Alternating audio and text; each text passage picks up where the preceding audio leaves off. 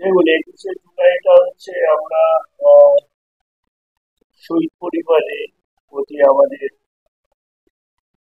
একটা শ্রদ্ধা জানাই আমরা প্রত্যেক বছর। তখন আমরা 1993 সালে যখন ঘটনা ঘটে তখন আমরা স্কুলে পড়াশোনা করি, সেই সময় থেকেই আমরা কিন্তু একটা মমতা বন্দ্যোপাধ্যায়ের একটা আন্দোলনের সাথে আমরা যুক্ত ছিলাম।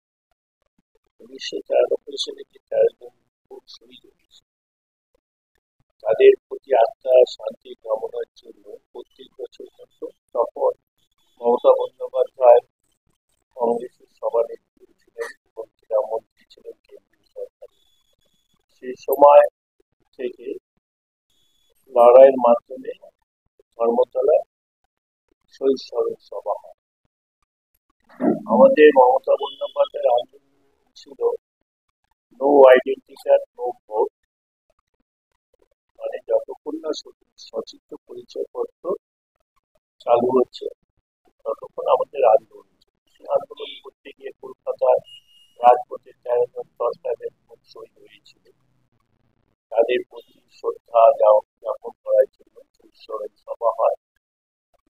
এবং আজকে যারা শহীদ হয়েছে 93 সালে, বাংলায় যখন মমতা বন্দ্যোপাধ্যায় 2011 সালে ক্ষমতা আসে, তাদের জন্য আজকে কেউ মন্ত্রী, কেউ এমপি, কেউ সাংসদ, কেউ রাজ্যসভার সাংসদ, কেউ প্রধান, কেউ চেয়ারম্যান, কেউ সভাধিপতি, কর্মদক্ষ, সবাই রয়েছে আজকে তাদের জন্য। তারা যদি না থাকতেন, শহীদ যদি না হতেন বা আন্দোলন যদি মমতা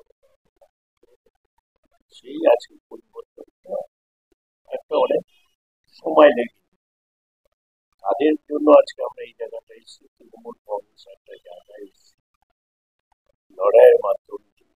তাই প্রত্যেক বছরের মতো এই বছর আমরা 13 জন শহীদের প্রতি শ্রদ্ধা জ্ঞাপন করে তার সঙ্গে আরো যারা দল করতে এসেছিল, অনেকে যারা শহীদ হয়েছিলেন, প্রচুর মানুষ।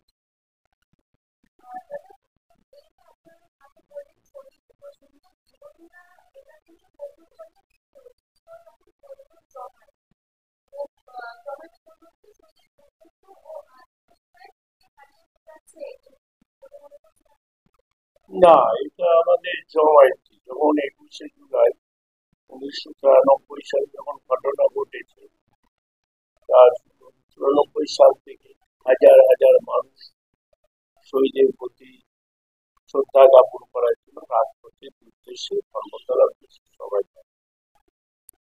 মমতা বন্দ্যোপাধ্যায় বলেনি যে তোমরা লাখো লাখো মানুষ আসো, যেটা তাদের পরিবারকে এবং মমতা বন্দ্যোপাধ্যায় যে শহীদদের প্রতি সমবেদনা এবং মানুষ লক্ষ লক্ষ মানুষ যায় সমবেদনা জানাতে।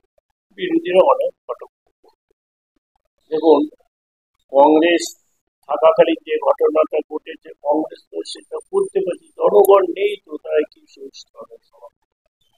আজকে 13 জন শহীদের সঙ্গে যে বামফ্রন্টের আমলে প্রায় হাজার হাজার যারা শহীদ হয়েছে লড়াই করতে গিয়ে মৃত্যুবরণ করেছে, তাদের প্রতি শ্রদ্ধা জ্ঞাপন করে মমতা বন্দ্যোপাধ্যায়। 13 জনকে তো করছে, তার জন্য যে 68,000 মানুষের খুন হয়েছে বাংলার বুকে বামফ্রন্টের আমলে, তাদের প্রতি সমবেদনা জানান, তাদের প্রতি শ্রদ্ধা জ্ঞাপন করে মমতা বন্দ্যোপাধ্যায়। বিরোধীরা কি করলো, কোনো যে আসে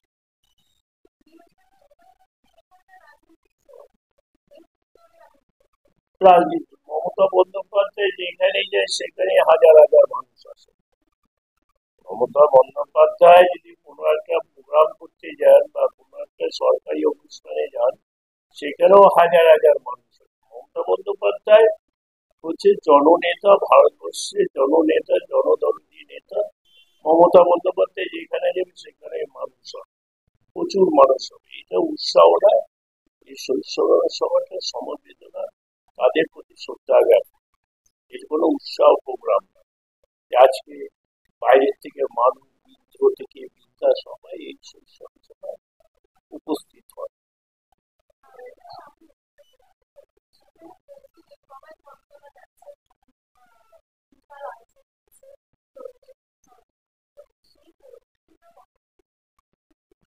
এবং সব জায়গায় দেওয়াল লিখেছে, যে দেওয়াল লিখন চলছে, শহীদের স্মরণ সভায় ধর্মতলায় চলবে। অনেক আমরা পান্ডুয়া, আমি প্রায় অনেক জায়গায় প্রস্তুতি সভা করে ফেলেছি 21শে জুলাই সমর্থনে।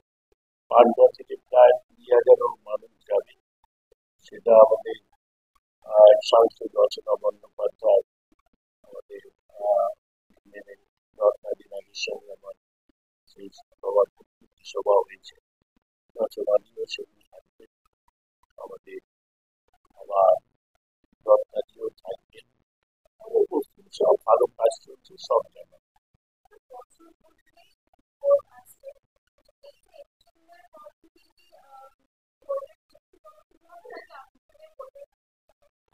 দেখুন, আমি একটা কথা বলি, আগামীকাল যদি নির্বাচন কমিশনার বলে যে আর 72 ঘন্টার মধ্যে ভোট করতে হবে, আমাদের দল প্রস্তুত আছে, আমাদের নেত্রী প্রস্তুত আছে, আমাদের কর্মীরা প্রস্তুত আছে, আমরা সবাই প্রস্তুত আছি।